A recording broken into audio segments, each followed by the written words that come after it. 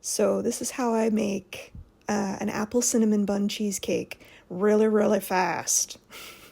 You're seeing it in 3 minutes, but putting the batter together took about 45 minutes. Putting all the components together and then baking it was another 45 or so. So we start by peeling apples, and then I'll cut them, and you'll see me caramelize them in a saucepan.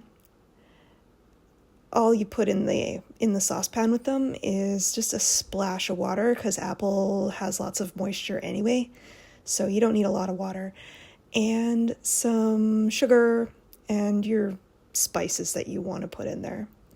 And that's what you do. Caramelize them like that until most of the liquid's gone. There's the crust. It's just graham cracker crust.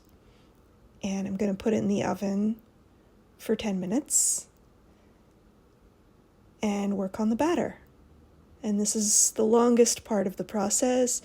There's just a lot of mixing and a lot of scraping the bowl like that. And adding eggs and vanilla and, any of those things that you gotta add. That's the way you keep your batter smooth.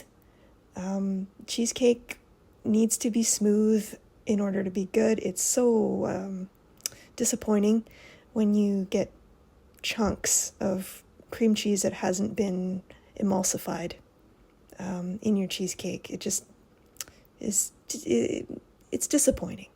So here I'm using some of the batter on top of the crust, which is now cool, and I'm going to put my filling that I made. It's just brown sugar and flour and a few spices along with butter. Put it all in there. Put the rest of your batter on top just like that, and just kind of smooth it around. This is a 10-inch cake, in case you're wondering how big that is. It's a big cake. So now I'm putting my apples on top of everything, and I can do that easily because they are now cool. I know that might be obvious, but that's one of the reasons I always do the caramelizing first, because I want to be able to touch them when it's time. And I also put the drippings from the pan on top. There you go, for added flavor. And after about 45 minutes in the oven, there it is. And it's delicious. I've had some, and it's good.